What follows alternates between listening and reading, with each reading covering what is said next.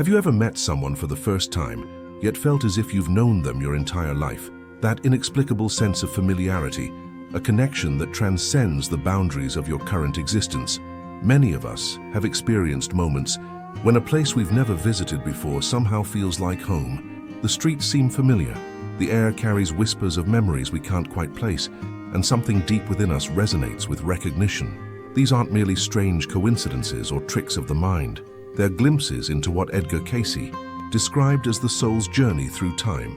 The Virginia Beach mystic, often called the sleeping prophet, spent decades accessing what he termed the Akashic records, a cosmic library containing the thoughts, experiences, and memories of every soul. Through thousands of readings conducted in a self-induced trance state, Cayce revealed how our current struggles, talents, relationships, and even physical conditions often have roots extending far beyond our present lifetime. Consider for a moment your own unexplainable fears or talents.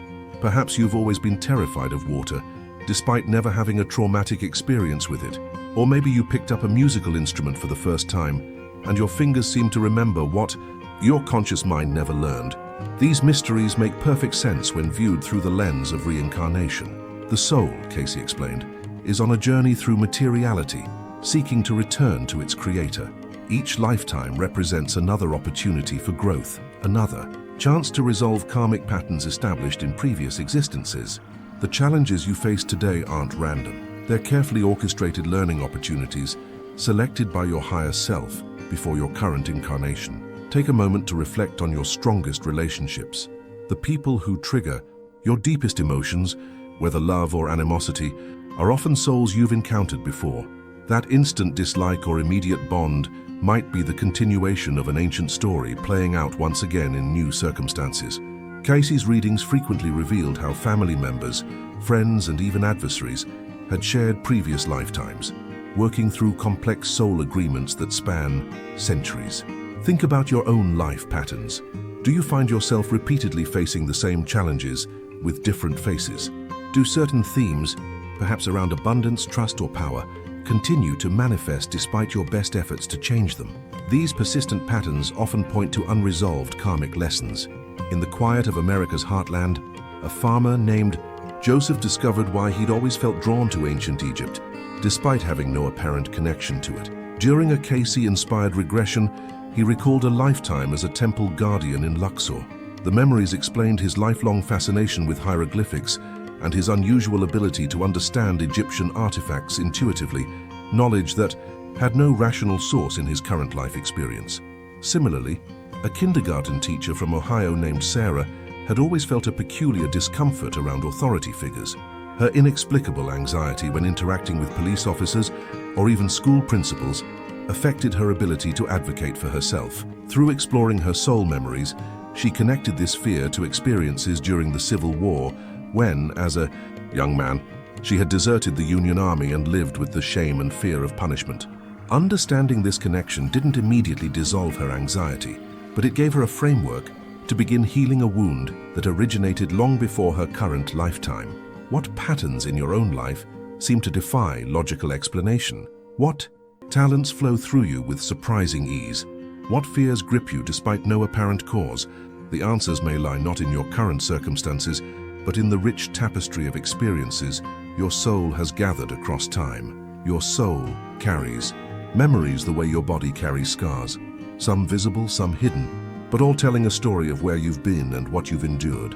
When Edgar Cayce spoke of these soul memories, he wasn't describing vague spiritual concepts, but specific energetic imprints that actively shape your everyday experience. Consider how certain places evoke powerful emotions in you for no apparent reason. A woman from Nebraska once wrote to the Cayce Foundation, describing how she'd burst into tears upon seeing the rocky coast of Maine for the first time. It felt like coming home after a very long absence, she explained. Later, through meditation and dream work inspired by Cayce's techniques, she uncovered memories of a lifetime as a lighthouse keeper's daughter in the 1800s. The recognition wasn't intellectual, it was cellular, visceral, immediate. This phenomenon extends beyond mere emotional responses to places. Think about your natural abilities and persistent challenges. Cayce's readings consistently showed how talents developed in one lifetime remain accessible in future incarnations. The child who effortlessly masters mathematics may be drawing on knowledge painstakingly acquired centuries ago. The adult who struggles with trust despite a loving upbringing might be carrying the echoes of betrayal from another time. The soul builds the body, Cayce often said, suggesting that even our physical characteristics and health conditions can reflect soul experiences across multiple lifetimes. That birthmark on your shoulder, that chronic pain that doctors struggle to explain. According to Cayce's understanding, these could be physical manifestations of significant soul events, perhaps an injury sustained or inflicted in another time. In the rolling hills of Virginia, a man named Thomas had suffered from unexplained throat problems his entire life. Despite consulting numerous specialists, no physical cause could be found for his recurring laryngitis and persistent discomfort when speaking in public. During a meditation focusing on this issue, he experienced vivid impressions of being hanged during the Salem witch trials. The sensation was so real he could feel the rope against his neck. Whether this represented an actual past life or a symbolic representation of a soul memory, working with this image through forgiveness exercises gradually alleviated his physical symptoms. Cayce emphasized that the purpose of understanding these connections isn't to dwell in the past but to heal in the present. What we are in the present is a result of what we have been and thought in the past, he explained in Reading 2981:1. The value lies not in fascinating stories about who you might have been, but in recognizing patterns that no longer serve your soul's evolution. Think about your own inexplicable attractions and aversions. Perhaps you've always been drawn to a particular culture, historical period, or spiritual tradition that seems unrelated to your upbringing. Maybe you feel uneasy around certain types of people or situations despite no traumatic experiences in this lifetime. These preferences and reactions often have roots in your soul's journey across time. A schoolteacher from California discovered why she'd always felt a strange affinity for Renaissance art and Italian culture. Despite growing up in a family with no particular interest in either, she found herself learning Italian with surprising ease and recognizing obscure Florentine landmarks on her first visit to Italy. Through working with Cayce's methods of accessing soul memory, she connected with experiences as an apprentice to a master painter in 15th century Florence. This understanding didn't just satisfy her curiosity, it helped explain her natural artistic abilities and her tendency to be overly critical of her own creative work, a pattern established in that demanding apprenticeship. Equally revealing are the relationships that shape our lives. Cayce's readings frequently showed how souls travel together through multiple incarnations, playing different roles but continuing to work through shared lessons. That person who instantly irritates you might be someone with whom you share unresolved conflict from another time. The friend who feels like family from the moment you meet might indeed be family in the larger context of your soul's journey. A businessman from Chicago described meeting his future wife and knowing immediately they were meant to be together. It wasn't romantic at first, he explained. It was recognition, like finding someone I'd been looking for without realizing I was searching. Cayce would suggest this represents souls reconnecting to continue work left unfinished in previous shared lives. But what about the challenging relationships? The parent you never could please, the sibling whose success always makes you feel diminished, the romantic partner who triggers your deepest insecurities. Cayce's perspective offers a profound reframing. These difficult connections represent your greatest opportunities for growth. The souls who challenge you most are often those with whom you have the deepest karmic entanglements and therefore the greatest potential for mutual healing. Consider how this understanding might transform your approach to conflict. If the difficult colleague who undermines your work is possibly someone you've struggled with before, perhaps even someone you've wronged in another time, how might that change your response? Not as an excuse for their behavior, but as context that allows for a more compassionate and effective approach to resolution. Cayce emphasized that karma isn't punishment, but education, a perfect system of spiritual cause and effect designed to guide souls toward greater awareness and love. The challenges you face aren't random bad luck or divine retribution. They're carefully calibrated opportunities to heal patterns that have followed your soul across lifetimes. Take a moment to reflect on recurring themes in your life. Do you repeatedly find yourself in situations where your trust is broken? Do you struggle with establishing healthy boundaries? Do abundance and security seem perpetually out of reach despite your best efforts? These persistent patterns often point to unresolved soul lessons. A financial advisor from Texas couldn't understand why he experienced constant anxiety about money despite his professional success and comfortable lifestyle. No amount of savings or investment returns alleviated his fear of destitution. Through exploring Cayce's concepts of soul memory, he connected with experiences during the Great Depression that had left deep imprints of scarcity consciousness. Recognizing this pattern as a carryover from another time allowed him to begin addressing it at its root, rather than just its symptoms. This recognition that our deepest challenges often transcend our current lifetime doesn't remove our responsibility for addressing them. Rather, it expands our understanding of their origins and gives us access to more effective approaches for healing. As Cayce stated, the past is exactly that, past, except as it is brought into the present as constructive experience. The invitation here is to view your life through a wider lens, to recognize that you are not just a physical being having occasional spiritual experiences, but a soul temporarily expressing itself through a physical body. Your story didn't begin with your birth in this lifetime, and the patterns that shape your daily experience often have roots that extend far beyond your current circumstances. In the quiet moments between thoughts, when the mind settles into stillness, do we sometimes catch whispers of something larger than ourselves, memories that don't belong to our current identity, yet feel intimately familiar. Edgar Cayce described these moments as the soul's natural remembering, brief glimpses through the veil that separates our conscious awareness from our eternal nature. But how do we distinguish between imagination and genuine soul memory? How can we identify the specific ways our past lives are influencing our present experience? Cayce's extensive readings offer a remarkably practical framework for recognizing these connections. Let's begin with your deepest interests and natural abilities. What Cayce called soul attractions. Consider what you were drawn to as a child, before cultural conditioning and practical concerns shaped your choices. Were you fascinated by the ocean, despite growing up in landlocked Kansas? Did you feel a strange familiarity with certain historical periods or foreign cultures? These inexplicable attractions often point to significant soul experiences. A librarian from Seattle had always been drawn to ancient Celtic traditions and Irish music, despite having no Irish heritage in her family background.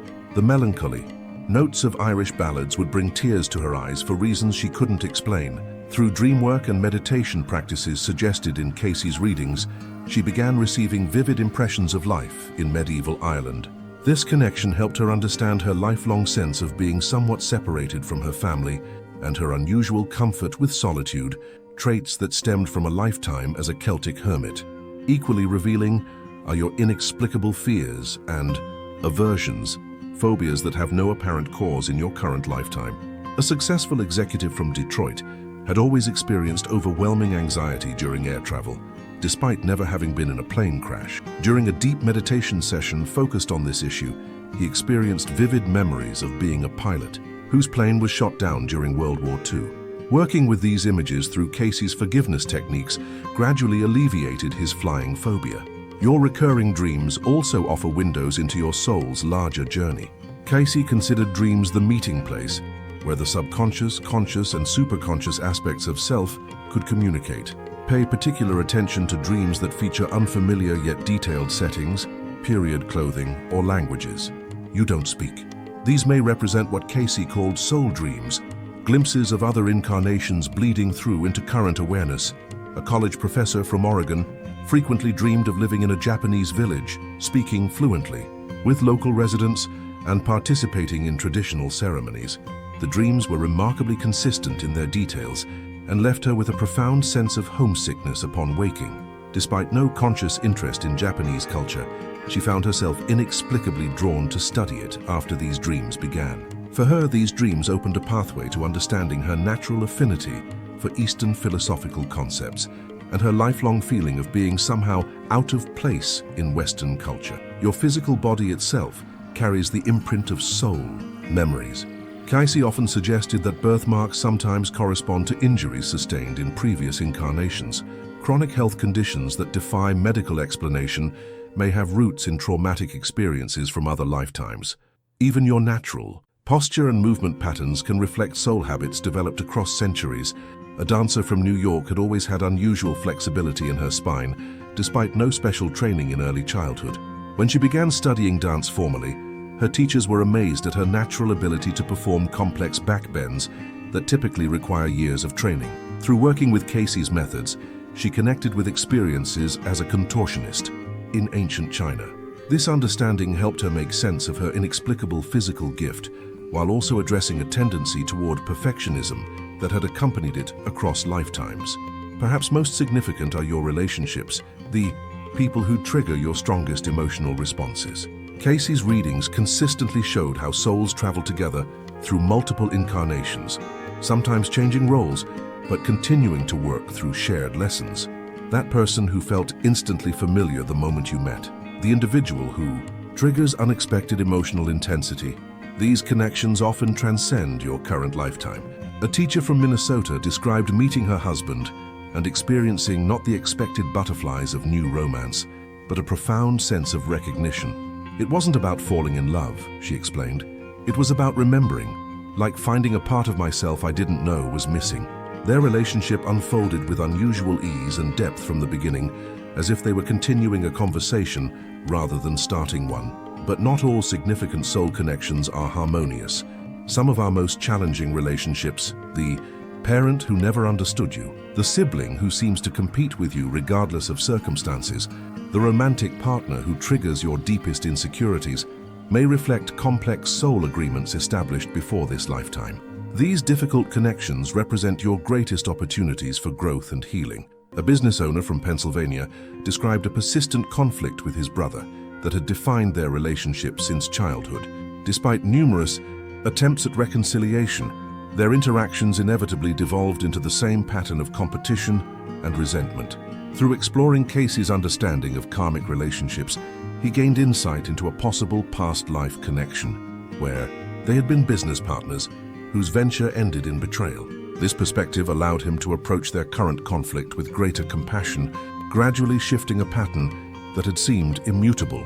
Cayce emphasized that recognizing these past life influences isn't about assigning blame or escaping responsibility. Rather, it's about understanding the deeper context of our challenges so we can address them more effectively.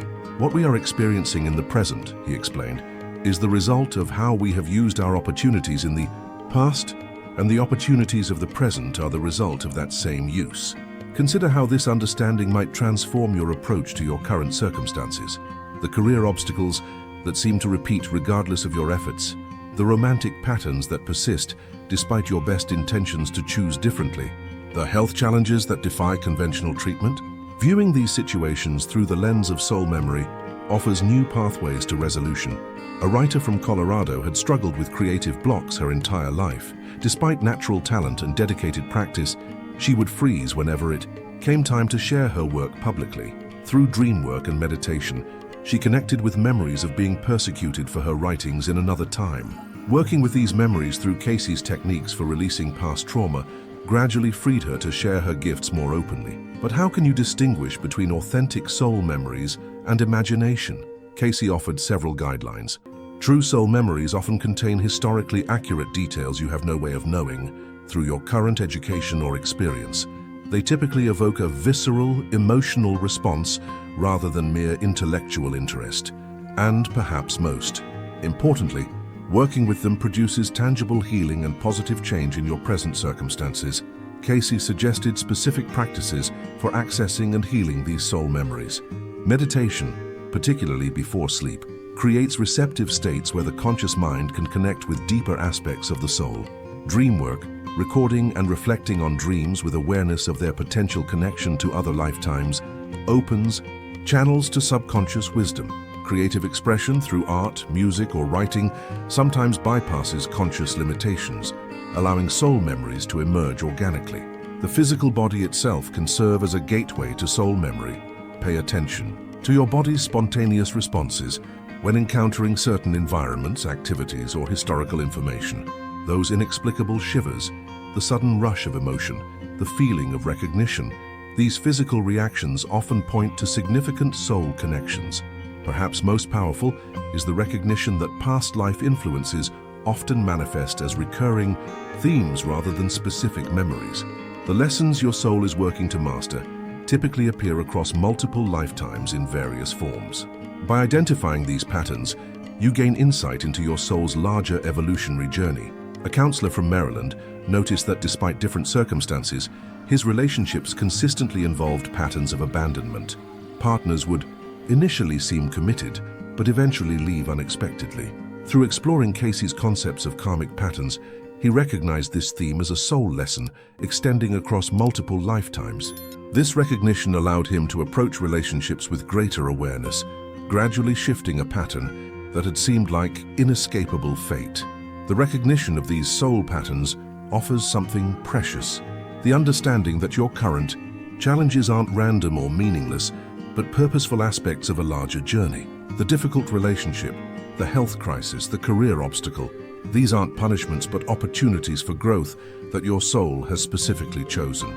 As Cayce expressed it, for all souls, there is progress or retrogression. The mind may make the body, but the soul makes the mind. This broader perspective transforms how we view our daily lives. The stranger who shows unusual kindness at exactly the right moment, perhaps a soul you've encountered before, the synchronicity that leads you to exactly the information you need, possibly guidance from higher aspects of your own consciousness. The challenge that seems insurmountable but ultimately leads to unexpected growth, a carefully crafted opportunity for soul evolution.